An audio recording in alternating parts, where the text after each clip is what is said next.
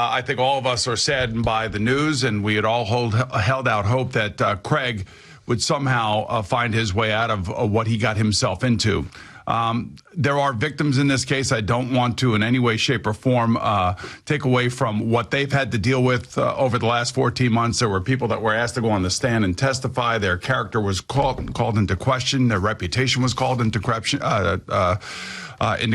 And on behalf of those folks, I hope this gives them closure. As far as Craig is concerned, I worked with him, Jerry worked with him, Al worked with him, Eddie for 10 years, Bobby in the back for 10 years, and we love Craig. Craig was the light of this radio station for many of us. Every morning we would walk in here, and he was the professional that basically led this radio show for years and years and years and years, and it was unpredictable. Every day was a different day, and we never had a crossword when we left this studio, and we've never, ever got into any sort of arguments, disagreements, or anything, with the exception of maybe once or twice about other personalities on this radio station. So yesterday, when the news came down, I wasn't shocked. I was saddened. I was saddened for his family. I will miss Craig. I have missed Craig.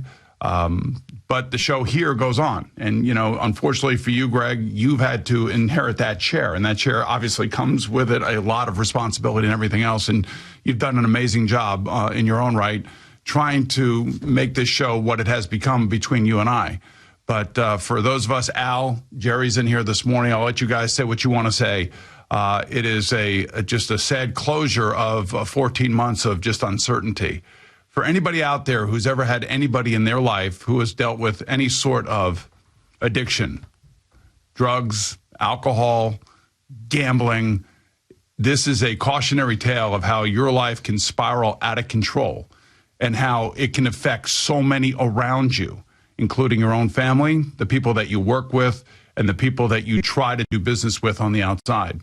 And last night there was a moment that I had where I just said, I can't believe that it's finally come to an end, and it led us to where we are today. So that's how I feel. Having known Craig for 12 years or so, maybe even longer, that he was not a bad person. I don't think he set out to do any of these things. I think he talked on the air that he played blackjack, high stakes blackjack.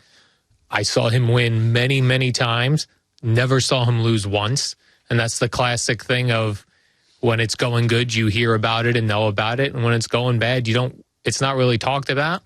It's not a topic of casual conversation. So I was not aware that he was losing money. I knew when he would win, I would see it sometimes. So, but for a couple things of just misconceptions, people thinking that we were all in the know and all of this stuff that was going on, not a single person at this radio station was called to court.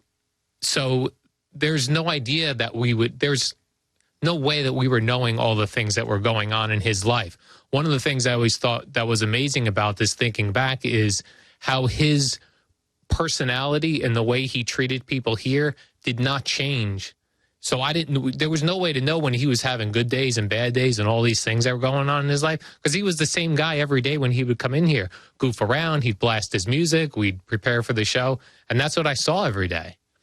So this idea that we all knew all this stuff going on, or that I'm getting reports from people saying Craig stole from people's 401ks. That did not happen. Craig wasn't selling people fake tickets. He wasn't ripping off your 401k.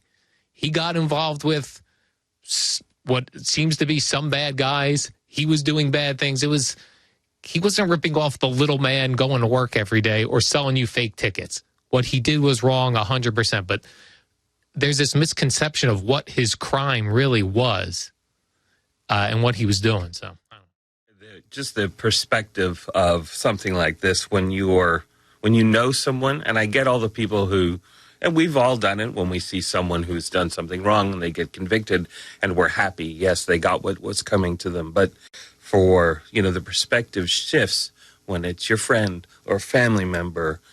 And even though maybe it's wrong, even though he's been found guilty, you still hope that he got off, because that's our perspective now from the inside as opposed from the outside, the people who are happy about it. I got a lot, and I'm not going to take up too much time, but I mean, I will say, for 9 years for me, at least with him, never a bad day for sure. Was always very respectful, regardless of what you might have seen on the show. We had a lot of fun on this show. But at 10 o'clock, he was about as good a guy to me and my family as anybody I've ever met. There was a sense of depression yesterday. I expected the verdict.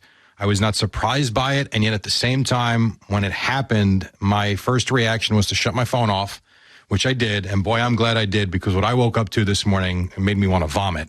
But there's a sense of responsibility that I feel too, because I'm with Al, and that I didn't know the depths of what was going on, and a lot of what we did with him I thought was in good fun. I did not realize the issues were as bad as they were. And I do feel like, I don't know if enabler is the right word, but I feel that I was a part of it in one way or another, being there for him, having fun with him, having nights at Borgata that were a lot of fun. And I do feel a little sense of responsibility that I kind of aided him in a path that was just bad. And I didn't know it was as bad as it was.